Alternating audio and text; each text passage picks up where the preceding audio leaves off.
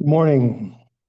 My name is Rich Schiller. I'm the President for Academic Affairs at the Institute for Family Health and interim chair of the Department of Family Medicine at Mount Sinai School of Medicine. And it is with special delight that I introduce today's speaker, Dr. Michaela Frazier, who is just contributes an enormous amount to our work in trying to make a difference in the communities that we serve. Dr. Frazier is Vice President for Social Support Services at the Institute for Family Health. She oversees the delivery of care, case management, care coordination, and related psychosocial support services across the Institute's network of sites. Previously, she served as the Institute's Regional Director of Care Coordination and the Interim Director for Communities Programs. Prior to joining the Institute, Michaela held director roles at the Center Against Domestic Violence and at the St. Dominic's Home. She holds a doctorate in business psychology from the Chicago School of Professional Psychology and a master's social work from Fordham University. Demonstrating additional expertise, she provides exceptional leadership in the Institute's shared savings programs, such as our Medicare ACO, value-based reimbursement, and quality incentive programs with health plans. She has taught our residents and faculty about the nuances of coding to more accurately reflect the severity of our patients' illnesses in order to enhance the health plan coverage of our patients. Her research interests include social service support, staff development, addressing social determinants of health, and developing quality promotion programs. Again, I want to just acknowledge her contributions to the organization, and we're delighted to have her this morning. Okay, thanks, Michaela. Thank you so much. Good morning, everyone. Jump over to my slide deck here and get started.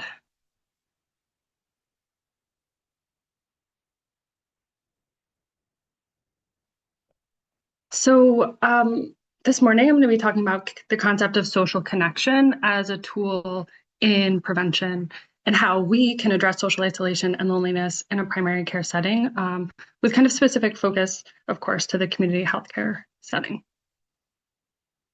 Overall objectives, right? I want to describe the prevalence of social isolation and loneliness across the lifespan. I'll spend a good amount of time just presenting some of the evidence on the impact of these things on physical and mental health outcomes and also individual behavior. Talk about the risk factors that we can be paying attention to in primary care settings, and also discuss screening approaches and some recommendations for practical interventions that we can be doing in family medicine settings. So first, to level set, I'll be kind of interspersed using the words social isolation and loneliness. They are separate concepts, and together we generally kind of refer to them as the concept of social connection. So social isolation is objective and considered to be measurable, right? It is that lone tree in the meadow. It's a lack of or an infrequency of social contacts and overall relationships. A lot of the time in the literature, you'll actually see a proxy measure for this being living alone, but it's of course not the only thing that causes people to be socially isolated, right? Someone can have a limited social network or infrequent interactions. And I'll make the reflection, right? I remember, when I first moved to New York City, right? Tons of people around. I'm not physically isolated, but I felt very isolated. I didn't know anyone. I didn't have a network, right? It's not just kind of that physical aspect. And then there's loneliness, right? So loneliness is a subjective distress, right? This is your perceived lack of a meaningful connection. You can be socially connected and feel lonely, or you can be isolated and not feel that distress, or both can be happening. And both of these things independently affect outcomes. But again, in the interest of time, I'm going to be kind of combining the topics and talking about the literature a little bit more holistically. Okay. So, I just want to ground some of the pop psychology and what people and patients might even be hearing about this. There's been a lot of kind of public discussion, social media discussion about these topics. really starting with 2023, the US Surgeon General at the time said loneliness and isolation is an epidemic in our country.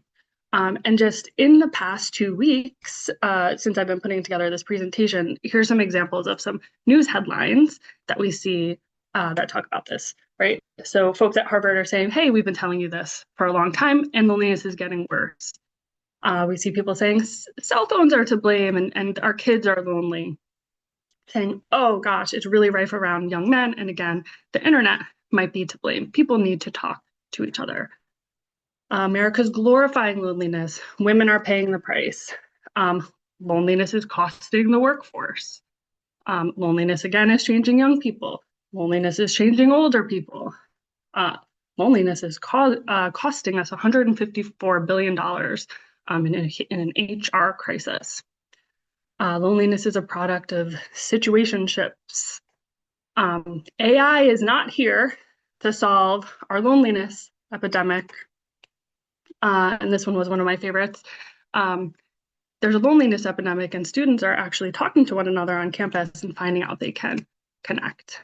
My all-time favorite, most recently, right, is the internet's obsession with Punch the Monkey. And if you don't know this story, right, there's this adorable little monkey that is rejected by its clan, and instead embraces this little stuffed animal to make a social connection.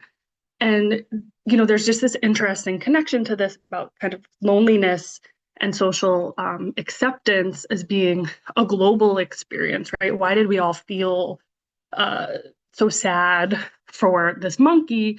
Is because it's a human experience to feel like you want to be accepted, you want to be connected. And while that looks different to everyone, it happens for everyone. So for today, right, I'm going to mostly be talking about the individual level factors, risk and protective factors that affect social isolation and loneliness. But I don't want to ignore the fact that the individual, it lives within the context of their community and lives within the context of their society. So of course, there are society level risk factors, protective factors, things at play that affect someone's experience of isolation and loneliness. And of course, there's community factors. Those are kind of much more global to intervene on. So today I'm really focusing on the other two kind of aspects more close to the micro level of the individual. So diving a little bit deeper, right? Like let's look at the individual. And I already explained that a lot of the literature combines this topic of social connection to be inclusive of social isolation and loneliness. And this is a model that's adapted from a 2020 publication from the National Academies of Sciences, Engineering, and Medicine. And what I really want to drive home here is there are risk factors that impact social connection, and they're bidirectional, right? There's protective factors that impact social connection, also bidirectional. And there's health impacts that impact social connections that are also bidirectional. And within this model, what's quite interesting is the single kind of direction is from our health impacts to all-cause mortality. And so, while I'll talk about the health impacts, the really interesting kind of concept there is the impact of social connection on someone's health and therefore their mortality. And I'll dive into that shortly. So let's go into each of those categories. So risk factors. That is my evidence table. If anyone's interested, happy to share with you all of the publications, but here's the condensed version. So there are risk factors, of course, that impact someone feeling or being more isolated or feeling or being more lonely. And this category is really looking at someone's life experiences. There are things that can happen through the course of someone's life that impact that social connection. As I already mentioned, living alone is kind of a well-established risk factor and often used as a proxy measure for social isolation. Death of a loved one is also a risk factor, and there's particularly strong evidence related to widowhood. as being a higher risk factor for experiencing loneliness and isolation, experiencing worsening health, or being diagnosed with a new chronic condition, having a new sensory impairment or functional impairment, going through retirement, having a change in your income, and then very broadly an experience of exclusion, right? And this is kind of drawing back to that example of the monkey, right? If you have lower social integration, or are being excluded from a social group in which you would like to be connected, you're more likely to feel socially isolated, and it becomes this vicious cycle for you. And kind of I included as a subtopic of that becoming a caretaker. This is identified really as being an experience of exclusion, where we can see someone who had a previously very kind of robust social life, had all these connections, has a distinct shift in how they need to function in life, and right, the role of becoming a caretaker really changes your social circle. Then there are risk factors that are kind of purely health related.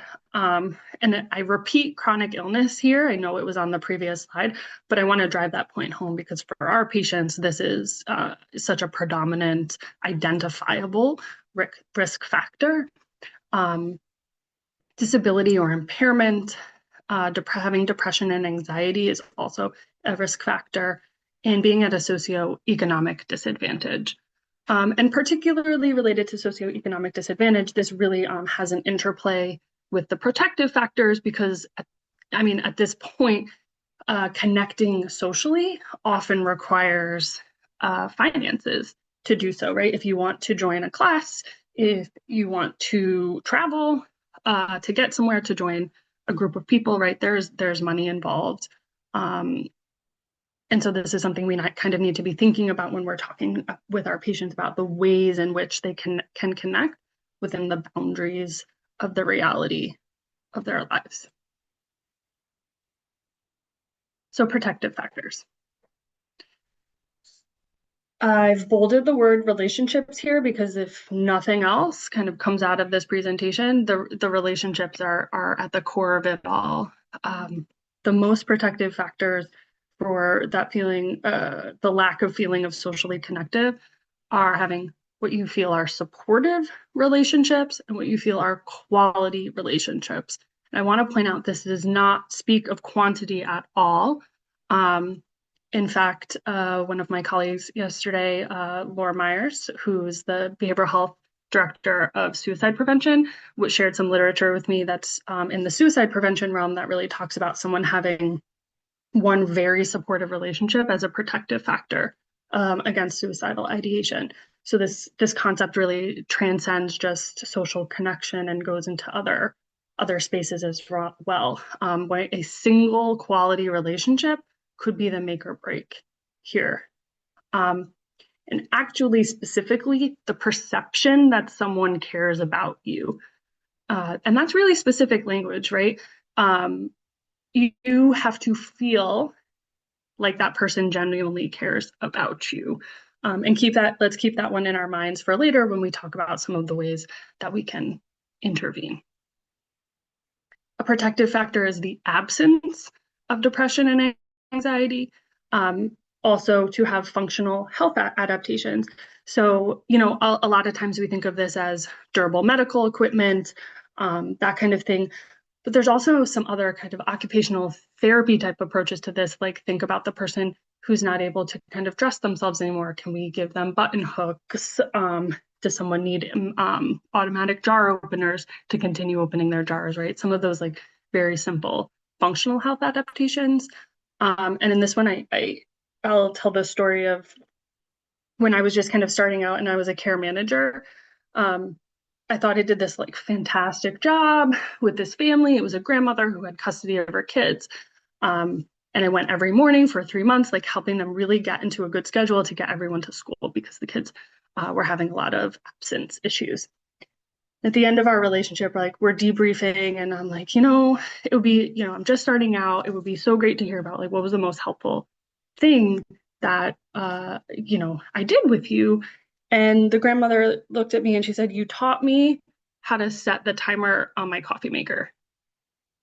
And I was so taken aback by it at the time, and honestly upset. Like, how is that the most important thing I did for you?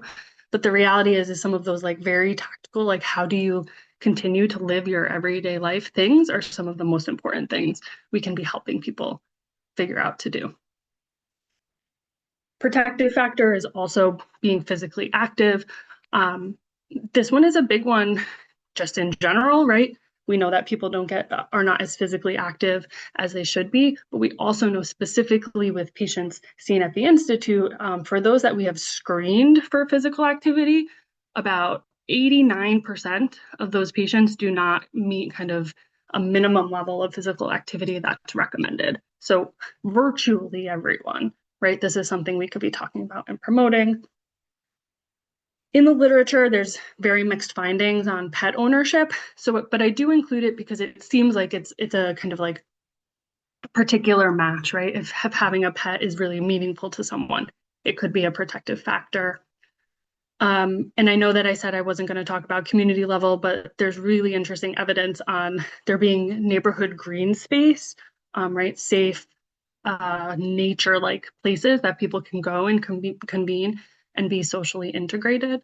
And while, of course, this isn't impactful in our office setting, there are advocacy things we can be doing. And I think there's a role for community health centers in promoting green space accessibility for our patients. And lastly, a protective factor is participation in structured activities.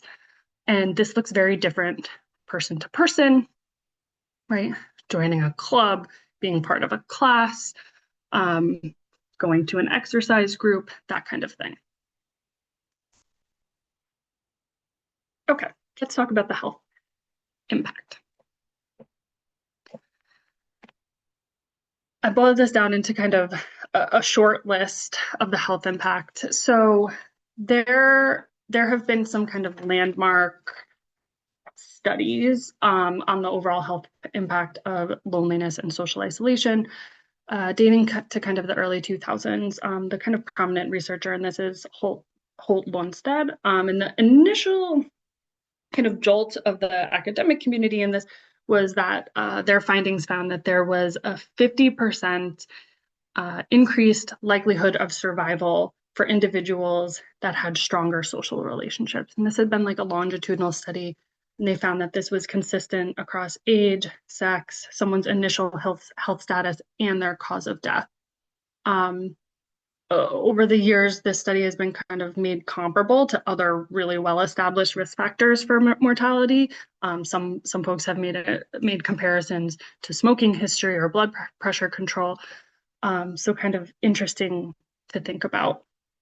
The evolution of this work has come to have kind of a general consensus that social isolation has an approximately 29 people that are socially isolated have an approximately 29% increased all-cause mortality rate, as I mentioned earlier, and people with more loneliness have an approximately 26% increased mortality rate. We also see about a 30% higher risk of cardiovascular event or stroke for folks that are socially isolated or lonely. And then we see associations, so certainly less linear here or causal, but we see associations with cognitive decline, impaired executive functioning, dementia risk, connections to an increase in inflammation, cortisol dysregulation, and immune system changes. And some more recent things have showed accelerated cardiovascular aging. As I mentioned earlier, right, on the more kind of psychological side of things, we do see folks that are more lonely, more socially isolated, have an increase in depression rates, anxiety, and also overall reduced resilience.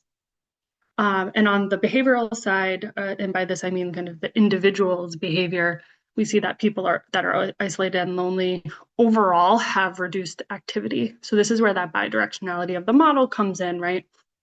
We're talking about you might be less physically active and that might contribute to becoming socially isolated and lonely. But the reverse is also true, right? The more isolated and lonely you are, the less active you are likely to become.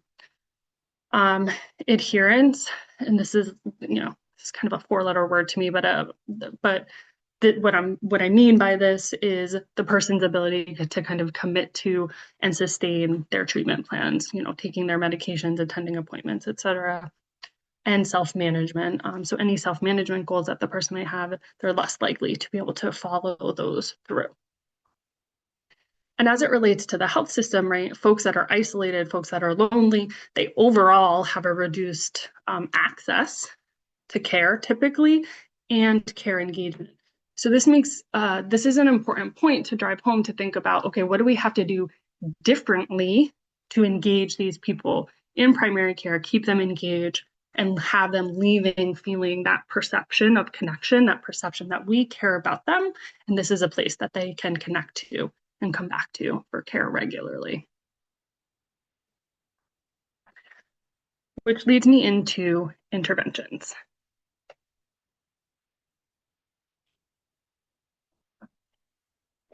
So generally speaking, there's 5 categories of interventions in the literature. None of them are like wowzer in terms of effect size, but moderate, right? So we see cognitive behavioral approaches. This is person to person, moderate effect sizes of interventions. Group-based interventions are also showing moderate effect sizes. Social prescribing, right? That's a little bit newer in the context of the literature, a little less, but still moderate. And really minimal is pure screening alone, right? This I think translates to what we feel on the ground, right? We don't want to just ask you questions, right? There needs to be more to it. And passive information or just referrals only is really negligible. It doesn't do much at all. So while none of this is groundbreaking, what's really interesting is that multi-component programs, right, things that combine those elements together, consistently outperform any single intervention.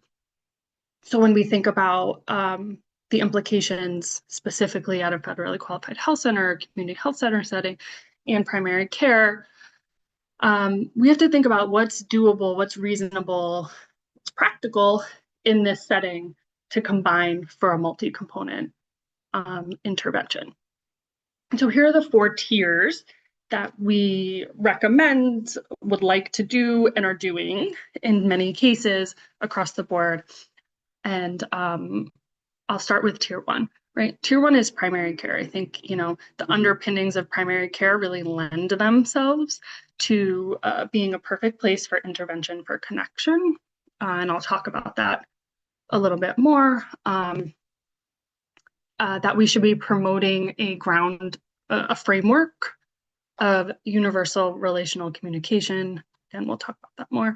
And then tiers 2, 3, and 4 are some of the kind of like targeted interventions that we have been doing, and I'll show some data on that.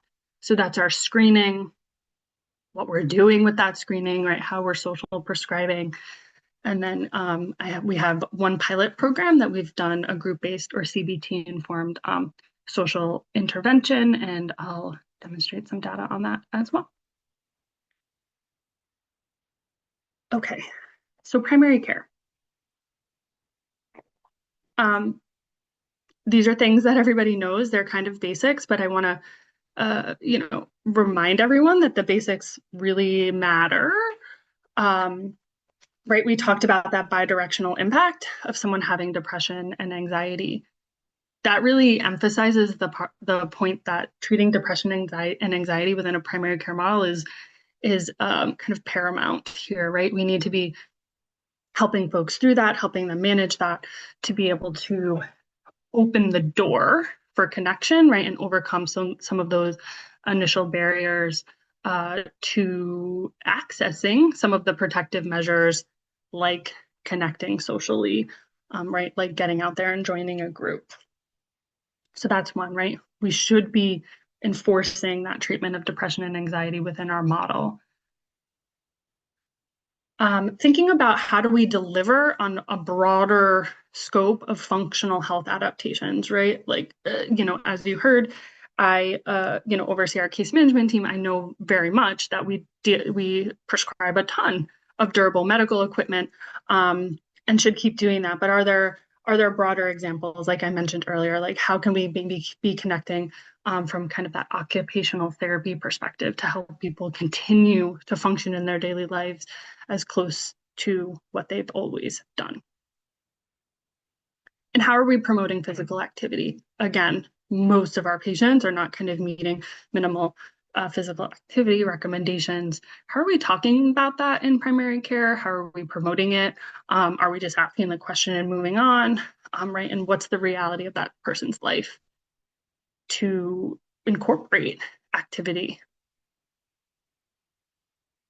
And then also promoting engagement in social structured activities. So I'll give a couple of concrete examples. Like, for folks that are in New York City, and upstate as well, but a little more accessible here, the New York Public Library has so many free kind of structured activities. Even kind of dropping some recommendations like that, or being more aware of community events and community opportunities for engagement to make that recommendation to patients. And this one's difficult. Everybody is really different in how they like to engage in activities, right? We see that there are patients that love to join a group. They thrive. There are people, I don't even mean patients, there are people that love to join a group, and that's how you thrive, right? And there are people that just want to be around other people, right? Going to the park and just being there is enough to kind of fill that part of the cup. So this is a very individualized approach.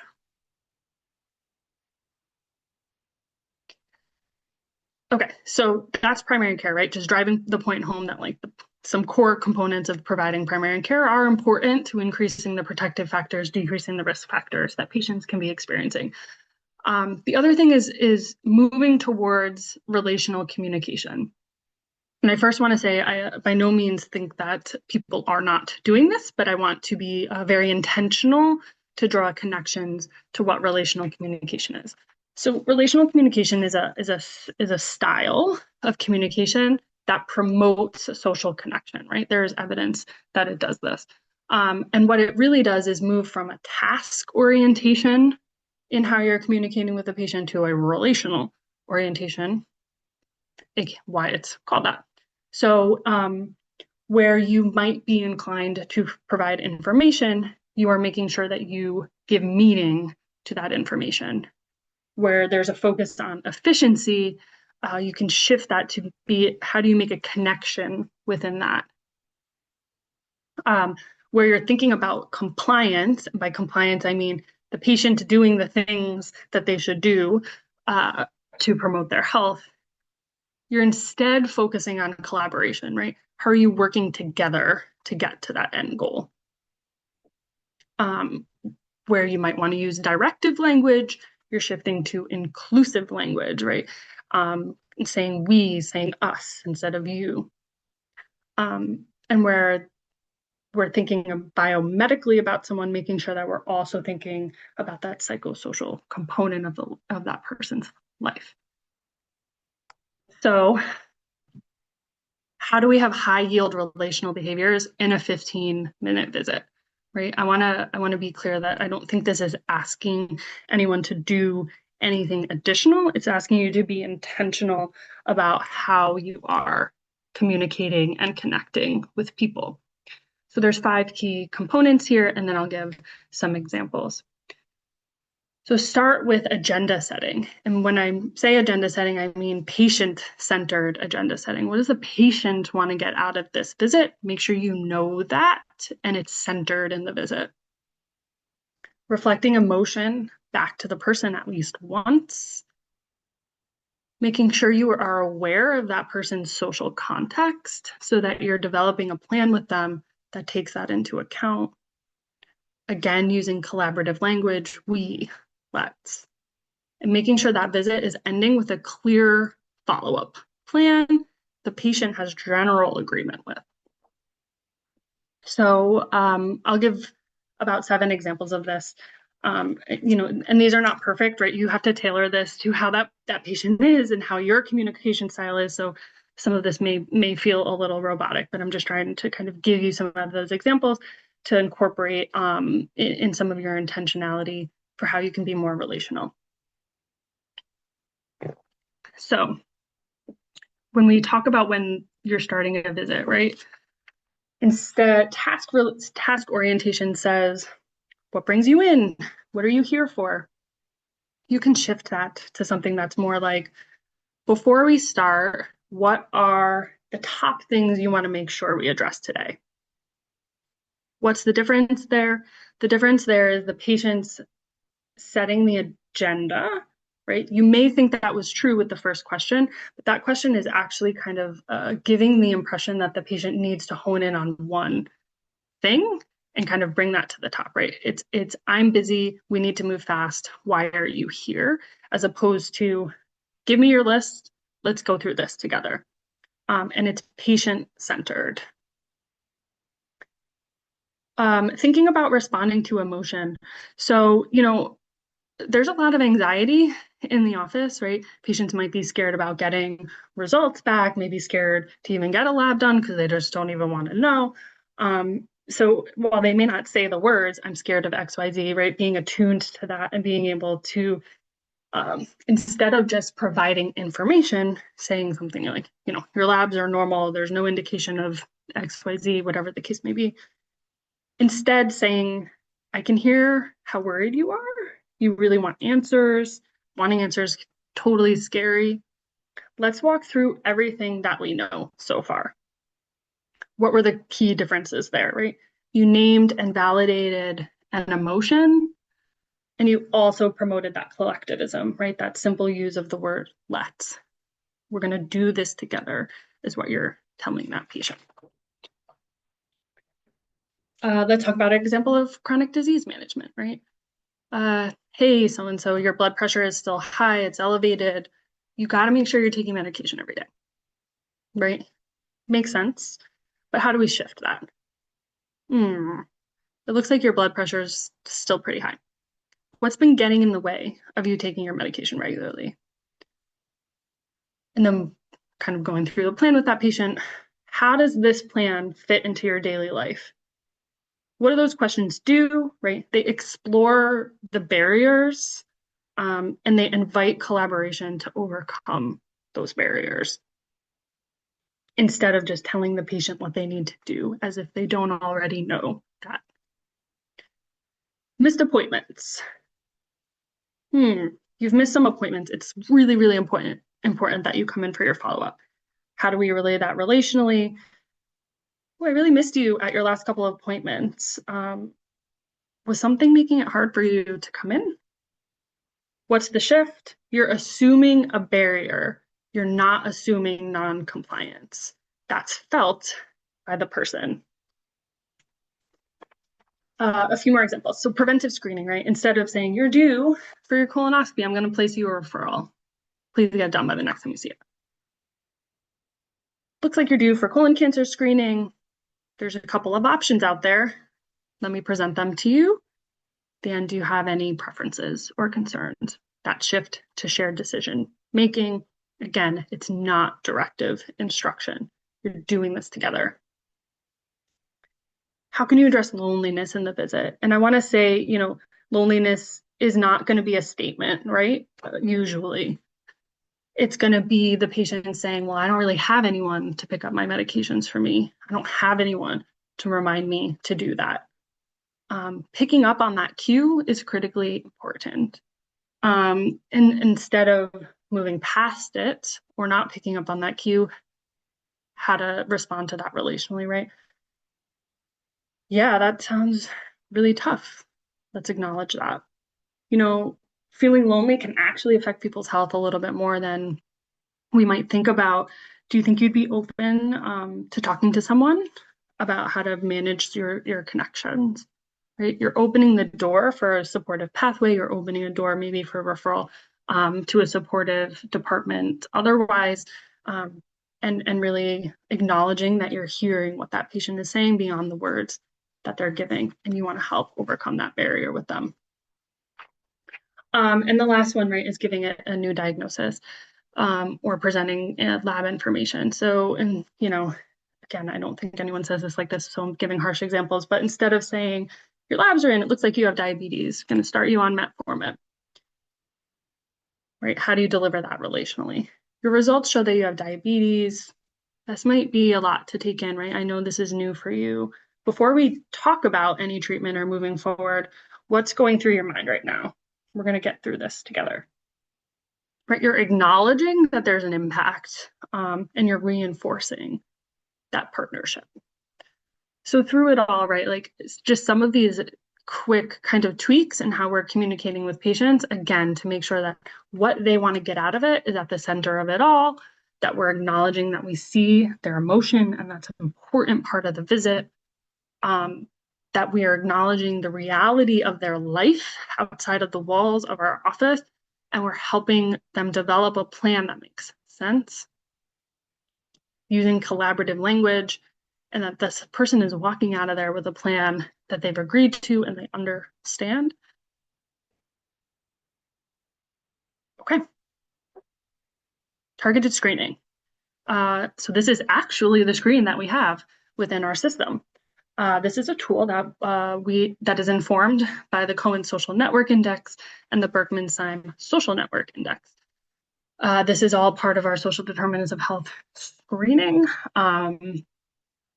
The visual there on the left is what you will see in the storyboard for any patient that has been screened. So similar to like all the other domains, that little symbol where the arrow is pointing, the little symbol with the 3 people will show red if the person has screened positively for social connections, which I realize sounds a little funky, and positively means they have concerns that may need to be addressed.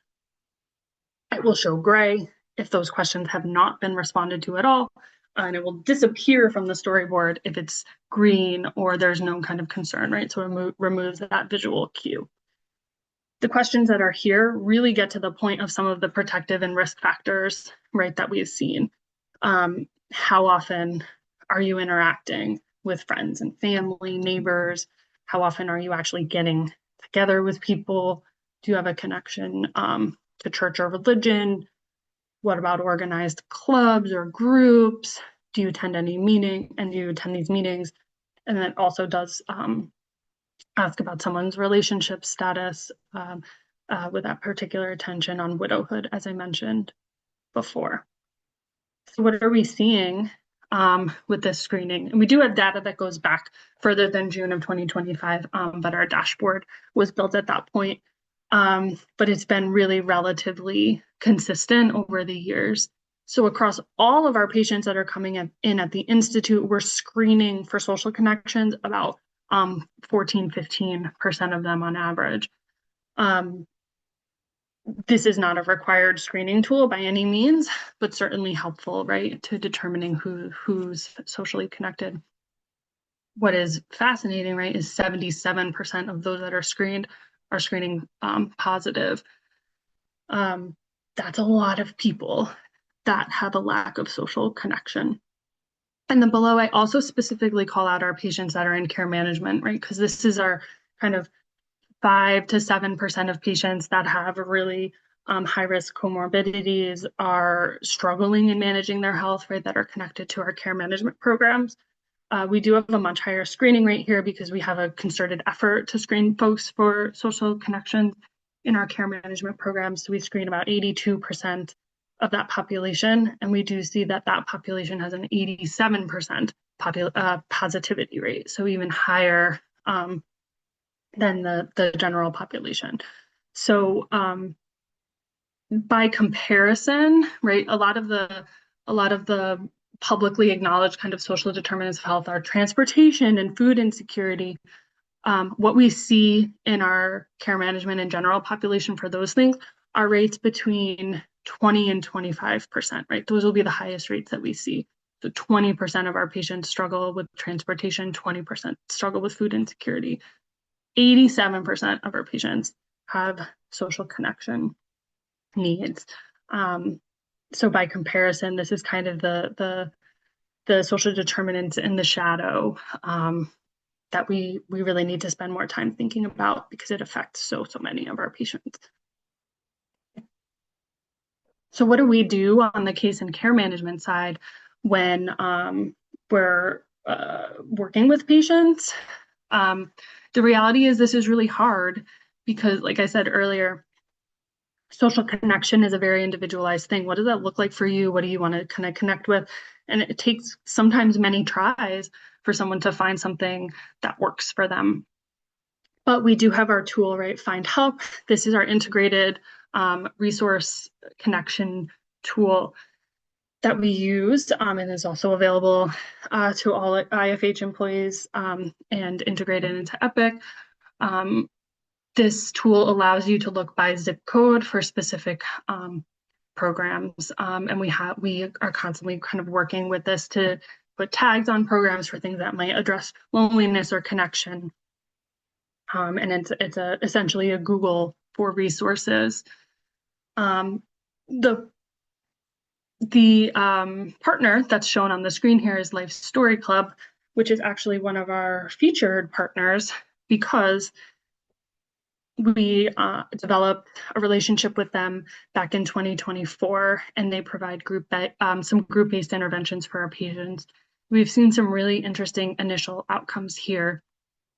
So this leads me into talking about that tier 4 of our multi-component program, group-based interventions. So Life Story Club is a nonprofit organization that organizes these small storytelling clubs. It's specifically for older adults. The photo here on the bottom is from one of our events at Wishfish, which is our partner at 100 East Street. We developed this partnership with Life Story Club back in 2024 and started referring older adults that were experiencing loneliness and social isolation. We've had a couple of targeted in-person groups, and we also maintain 2 online groups for our older adult patients. What generally happens in these sessions is there's a group leader, right, that's employed by Life Story Club. They provide people with a cue, and then there's this organized storytelling. There's some really wonderful videos on this. Some feature our patients. Happy to share more information. It's a really awesome organization. And quarterly, the group itself meets in person. So what have we kind of found from this? And special call out here to our research team and Saskia and her team who really have helped with the data review on this. So again, I want to remind folks that this is a pilot. It's very small numbers and it's very initial results, but promising. So what we did was we identified patients via our social determinant of health screener. On our side, care navigators engaged with that person to make a warm referral to the Life Story Club. We followed the initial 40 patients that we've enrolled for purposes of this data. We collected data baseline at them using the UCLA loneliness score. This was because that was a tool that Life Story Club uses for more globally, and then collected data at 3, 6, and 12 months post-enrollment. So on average, in that first year, 8 meetings were attended by person. And again, initially, we did see that the UCLA loneliness score decreased for more than 77% of the participants that enrolled. And those that continued through for the first 12 months, 83% of them had scores that decreased from baseline. So follow this a little bit, right? We're going to continue this project. We're going to continue tracking this. And this is just one example of a targeted partnership that we hope to expand upon and create more connections with more organizations that will do things like this to have these resources for our patients. And I'd like to just end on patient testimonials because obviously I've spoken on the data here, but I think thinking about and hearing from our patients how the places we've connected to them have helped them can really drive this home, how our setting, how our office, how our interactions can really be the catalyst to someone becoming more socially connected. So one of our patients said how much they love Life Story Club. They met up in real life. They drove really far to get there, but it was really worth it. They have an interesting and diverse group of storytellers. and didn't realize this was something missing in their life. They thought their PCP had recommended them because they tend to tell stories when she only has 10 minutes to spend with her. But she can't overemphasize how rewarding this group has been for her. Another patient reiterated that this is a very important connection to them. Yesterday, they tried calling a group member to see how she was doing, and it was the first time they'd ever made that kind of attempt. It was a good step for them. And the last person just reflects on the fact that they don't see friends and family very much by choice. They look forward to seeing their club members. Makes my day, makes me feel good, and I love hearing other people's story. Honestly, it's one thing I truly look forward to at the end of the week. So in summary, before we kind of break off for any questions or comments, right, we've talked about social isolation and loneliness, that it affects virtually everyone at some point in their life. And together that concept is considered social connection. That concept of social connection impacts various health outcomes, but kind of the most prominent being that all-cause mortality. There are protective factors, right, that are intervenable and at least discussable in the primary care setting. And if nothing else, right, really thinking about what are the quality contacts we can be having with people that lead to their perception that we care about them. And then more globally, right, thinking about systematic intervention points, things we need to grow on as a healthcare community and as an organization are focusing on relational communication, growing our system-based screening, enhancing our social prescribing, and developing more group-based programming that's targeted at the things that our patients are interested in engaging in. And that is all I have here today, so we can switch over if there's any questions or comments. Thank you. Wow. Thank you, Michaela. That really is a very powerful presentation. And just if I could just comment that one of the things that you highlight that I'm resonating with is you're describing the soul of family medicine. And I think we feel the burden of that with time and complexity of these visits. But one thing I guess there's two comments, and one is to me, there's a crucial role in follow-up appointments for something for patients to look forward to.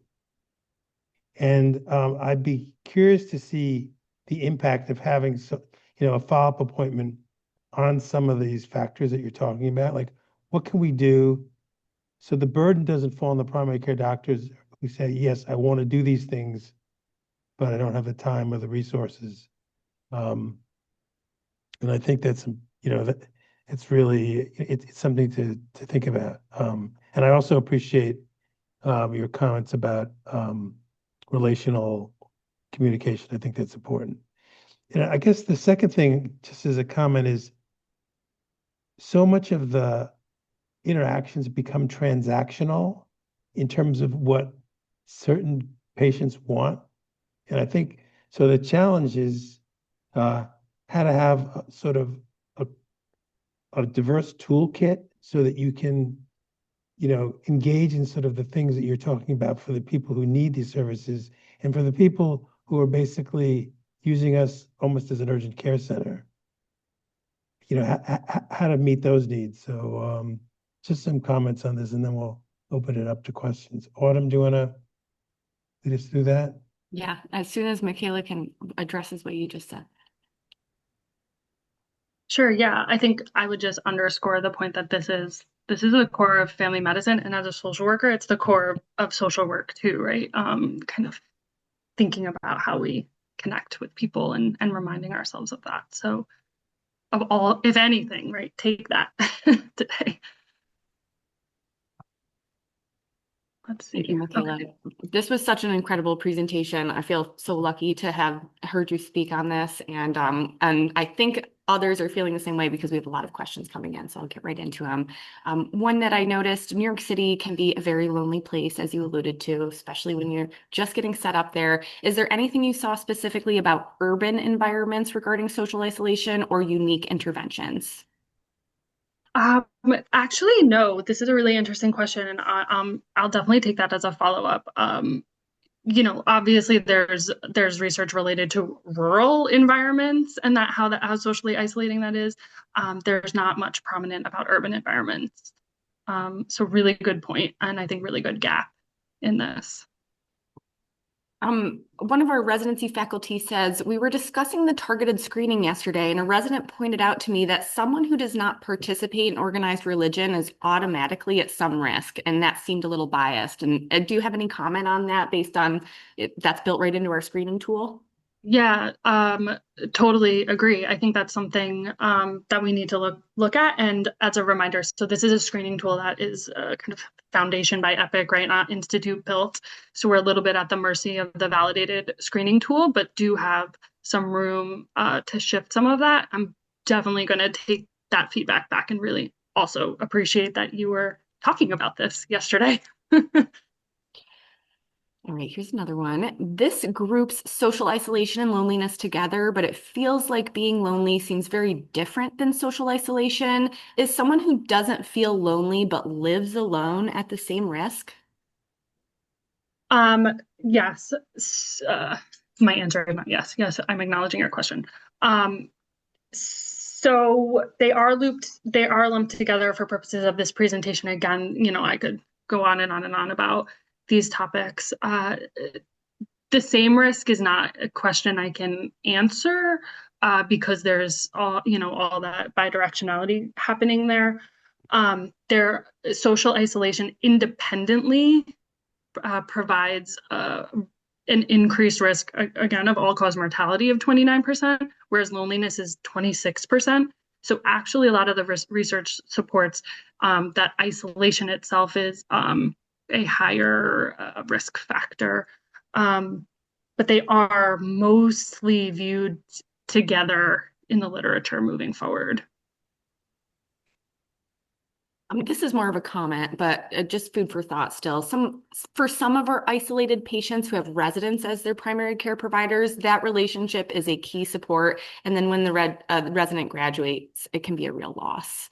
But more of a comment. I don't know if you have anything you just wanted to throw out there because Yeah, I think this is something that's really interesting, and we, as an organization that has a lot of learning locations, how do we manage that? How do we manage those expectations? How are we managing those transitions? I think is a really important question for us to be thinking about and looking at and preparing our patients for. And more of a comment again, but a plug for home visits, which really help us understand how our patients live and what barriers they face on the daily. Totally. I would put a double plug that on the care management side, we are always happy to also video visit in with a provider while in someone's home. We've had a lot of really interesting success with that for folks to be able to kind of see visually the reality of what someone's home is looking like, especially for someone with falls risk and things like that. So a lot of really great opportunity for also collaboration on that, since I know not everyone can get out in the field. One of our viewers noticed you didn't talk about income level, assuming because loneliness can affect people at all income levels. Is there any? Yes, it can affect people at all income levels. There was a reference that a risk factor is socioeconomic disadvantage. It was worded that way because it's not specifically necessarily income, right? It's your socioeconomic status as a whole is a risk factor. So yes, on some level, having a lower income is a risk factor, particularly for isolation. Thank you. All right, I'm going through quite a lot of, we have so many questions here. One of our physicians says they have smart phrases for local library addresses and community centers, but it would be great if they had current resources they're ready to give out, like a handout or something like that to patients in the clinic. Yeah, that's a great idea. I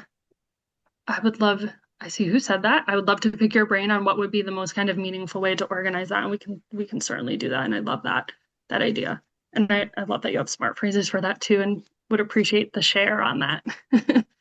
That's actually one question I had. The Life Story Club, it seems so innovative, referring patients. It's reminds me of fruit and veggie prescription program.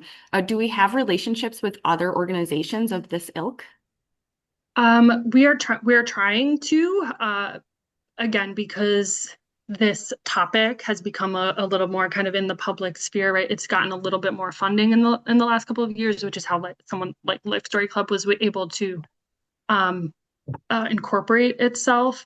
I think we'll be seeing a little bit more of this coming forward, and we're certainly trying to develop more formal partnerships. That's awesome.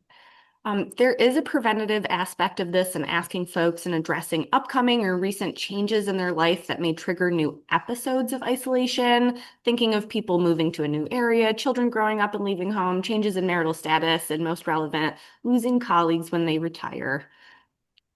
Out there. Yeah, I think that's a really important point, right? Being attuned to what all of those potential risk factors are in it, and as was mentioned, right, retirement actually is in and of itself an identified risk factor in the literature, as are changes in income, which retirement and changes of income often do come hand in hand. So yeah, I think really being attuned from that preventive lens of what are the changes, life changes that are happening for your patients is really important, and being able to talk to them from the perspective of that being an impact on isolation and loneliness. The relationship with residents for our patients fills so many needs and is critical to process with them on a timely basis. And the fact that they're leaving, and sometimes folks avoid this because it's difficult for the patient and for them as well. So I think just another comment towards our system of transitioning when residents graduate and when they can't stick around. And then another comment, you were right to point out that the technology does not fill the gap for human connectedness. And I also believe that our nation's divisiveness is a significant contributor, since conversations can be so toxic that one may choose to isolate themselves. Do you have any thoughts on this? I have many thoughts on this. Yeah, I mean, actually, there's a kind of whole new branch of research on how politics affects social isolation and loneliness. And I know you didn't say the word politics, but I think divisiveness and politics are going hand in hand today.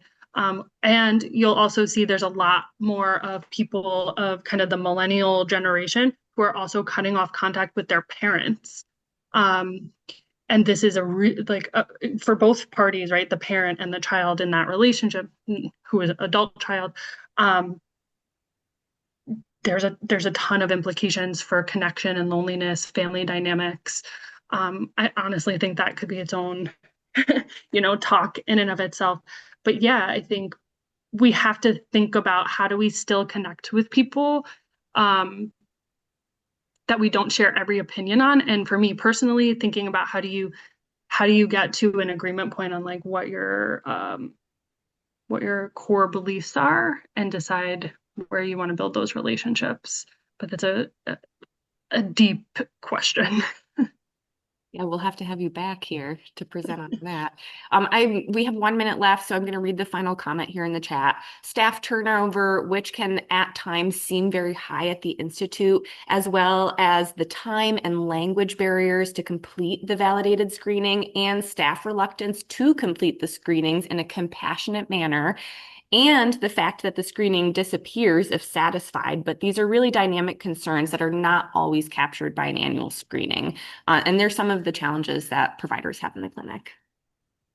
Yeah. Reality check in the last minute. Totally appreciate that. Yeah. Everybody, this spurred such a great discussion. I feel like you've got a lot of people thinking. We really appreciate you sharing your expertise with us this morning, Michaela. Thank you so much. And I would just add, I mean, there's certainly a number of research questions that, because this gets back to even your coding where how do you code for the fact that loneliness really does influence this, and get the system to provide the resources that are needed to make a difference. So you really started us in that conversation. We really appreciate it, Michaela.